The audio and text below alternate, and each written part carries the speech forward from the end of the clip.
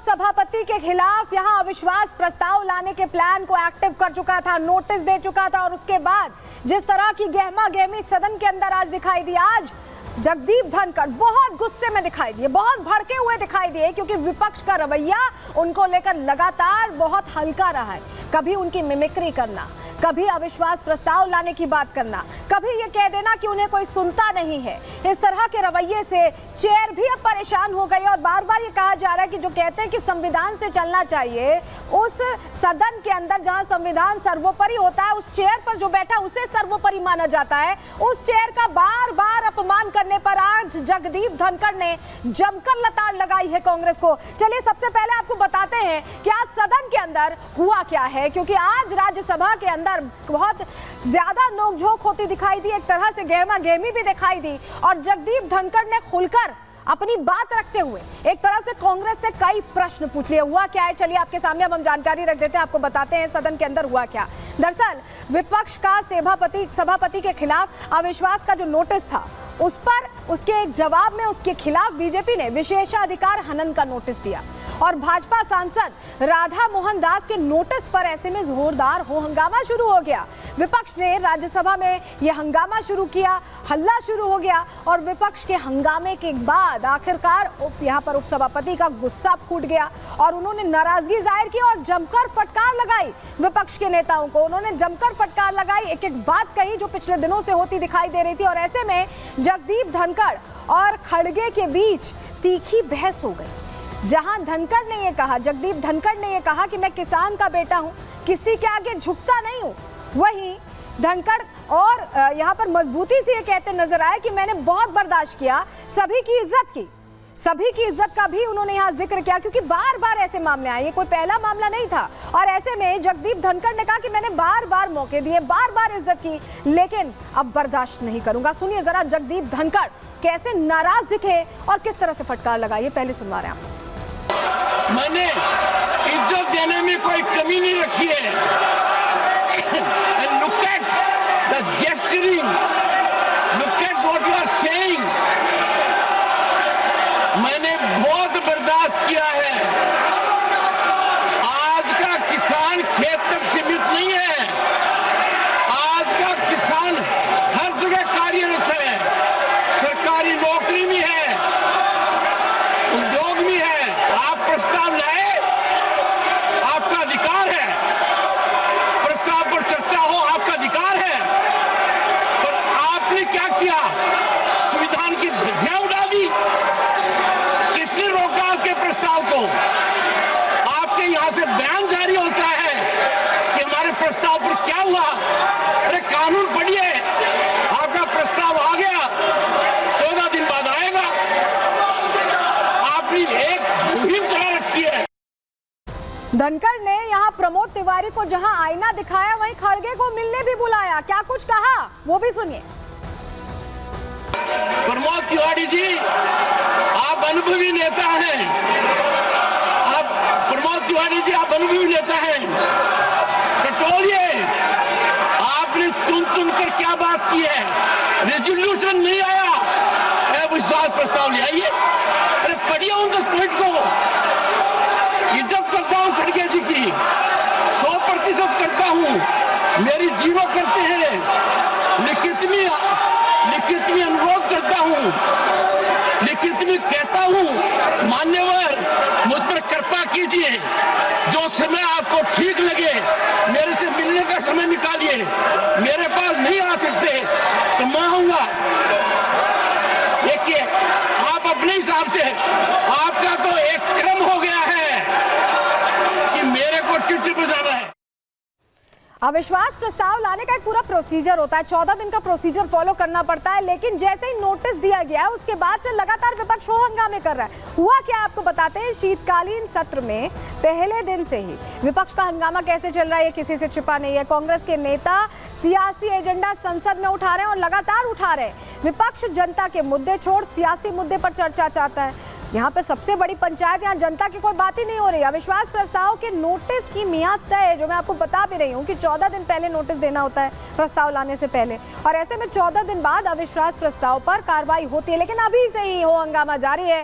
विपक्ष नोटिस देने के बाद से लगातार हंगामा कर रहा है। क्या विपक्ष देश की जनता को गुमराह करने की कोशिश कर रहा है? क्योंकि अविश्वास प्रस्ताव का क्या हश्र होना ये सभी को पता है, नंबर्स चाहिए उसके लिए। ऐसे में धनखड़ और खड़गे के बीच तीखी नोकझोंक भी हुई है। सुनिए जरा कैसे। ध्यान रखिए,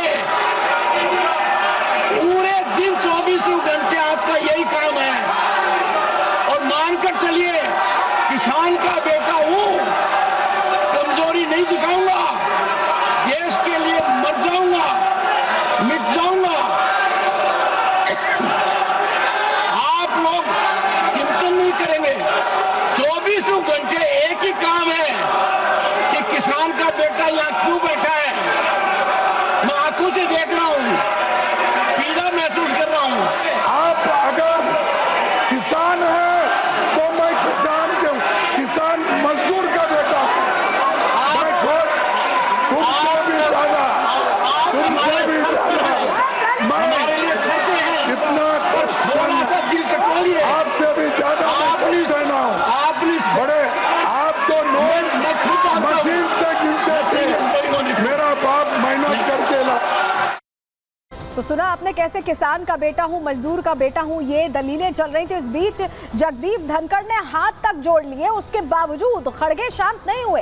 ये कहा जगदीप धनखड़ ने कि मैं आपकी तारीफ सुनने नहीं आया। यहाँ खड़गे ने कहा कि मैं आपकी तारीफ सुनने नहीं आया। जगदीप धनखड़ ने इसका जवाब कैसे दिया है, जरा वो भी सुनिए।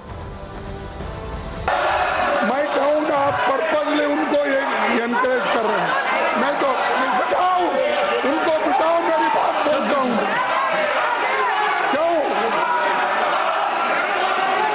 माननीय सदस्यगण, आपके तारीफ सुनने के लिए हम नहीं आए साहब, आपकी तारीफ सुनने के लिए नहीं आए। चर्चा देश के आपको किनकी तारीफ पसंद है? चर्चा करने के किनकी लिए तारीफ आपको पसंद है? वो मैं हम जानता लोगों हूं। के समस्या को सुलझाने के लिए आए। करके बात की है।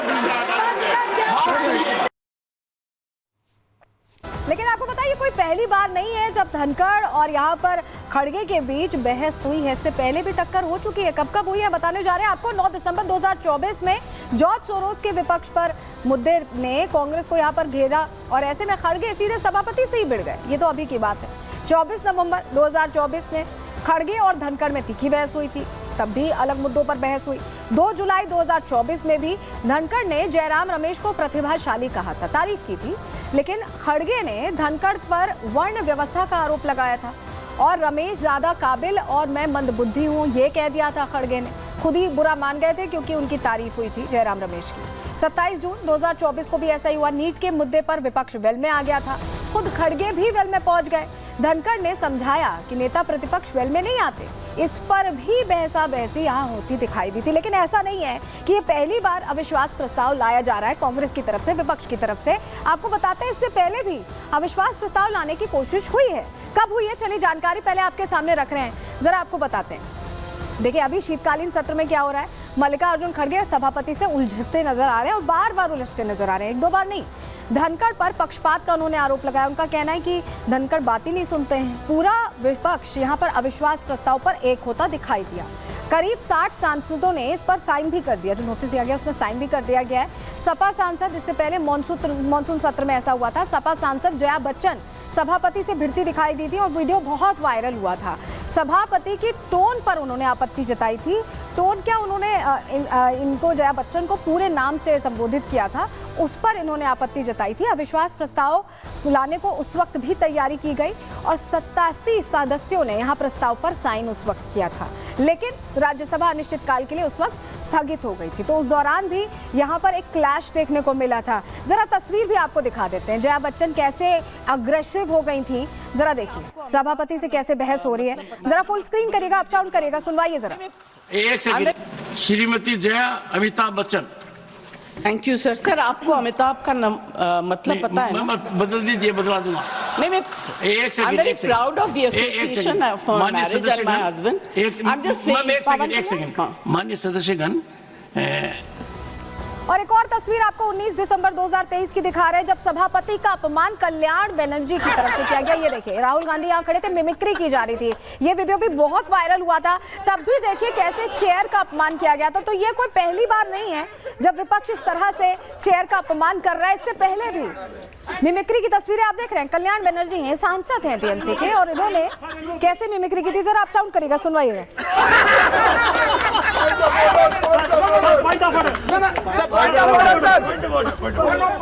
You, Mr. Gandhi, you must understand. Lok Sabha. You must understand that I have been appointed here.